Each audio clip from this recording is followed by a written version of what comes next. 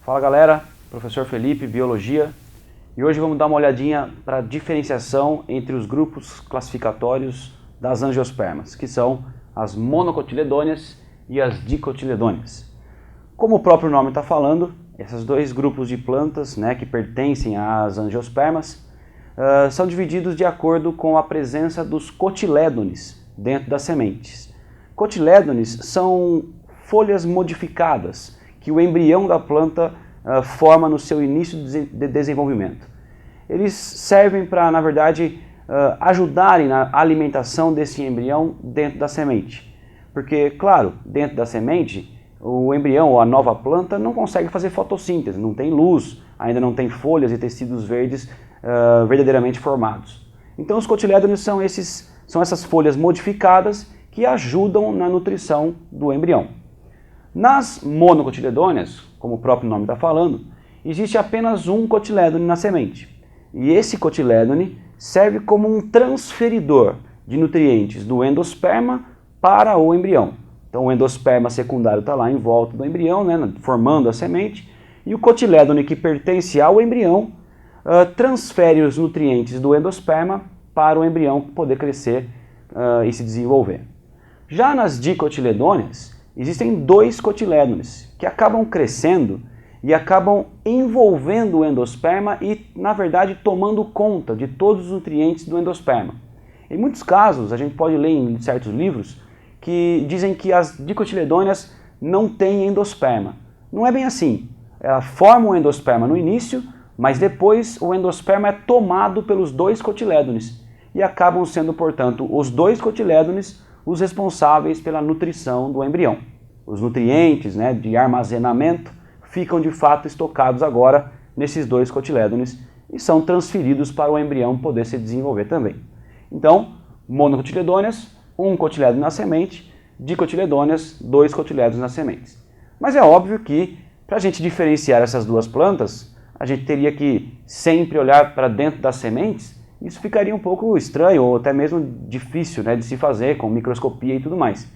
Porém, existem outros modos da gente diferenciá-las, não só olhando para dentro das sementes. Também podemos, por exemplo, diferenciar mono e dicotiledôneas olhando para as folhas, muito mais fácil, inclusive. No caso das monocotiledôneas, existem as folhas paralelinérveas. O nome é feio, mas é bem fácil de entender. Você tem folhas com nervuras em paralelo, como vocês podem ver aqui pelo desenho. Aqui está aquela folha e as nervuras elas acabam tomando o mesmo sentido, Elas todas apresentam-se em paralelo. Isso é muito comum, por exemplo, no milho, que é de fato uma monocotiledônea, e a gente conhece muito bem essa folha, onde a gente come a espiga, por exemplo, em cima dela. Então a folha paralelinérvea. Enquanto nas dicotiledôneas, as folhas são chamadas de reticulinérveas, que seriam as nervuras em rede. Como vocês podem ver, existe aqui uma nervura central da qual partem ramificações, formando de fato uma rede de nervuras por toda a folha. Essa é uma folha mais famosa e a gente encontra, por exemplo, no feijão, o pé de feijão que a gente tem costume até de plantar, com crianças em copo de plástico e tudo mais. Outro modo de diferenciá-las é olhando para as flores. As flores nas monocotiledôneas são chamadas de flores trímeras. Significa isso, Flores trímeras significa que as peças florais, ou seja, as estruturas que formam a flor, elas aparecem aos múltiplos de 3. Vamos dar uma olhada aqui. Eu fiz um desenho como se fosse uma visão superficial de uma flor, ok? Vocês estão vendo aqui então as sépalas em verde. Como vocês podem ver, temos 1, 2, 3 sépalas.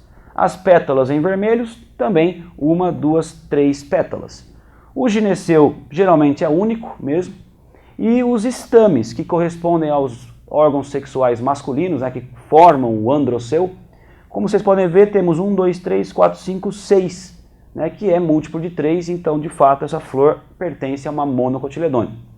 Nas dicotiledôneas, as flores são tetrâmeras ou pentâmeras. Suas peças florais aparecem aos múltiplos de 4 ou de 5. No meu desenho vocês podem ver múltiplos de 5 pétalas, 5 pétalas, 5 sépalas. O gineceu, como eu disse, geralmente é único. E os estames, aqui eu desenhei 10 estames para vocês, que é um número, obviamente, múltiplo de 5. Muito bem, galera, por hoje é só então, muito obrigado, até a próxima.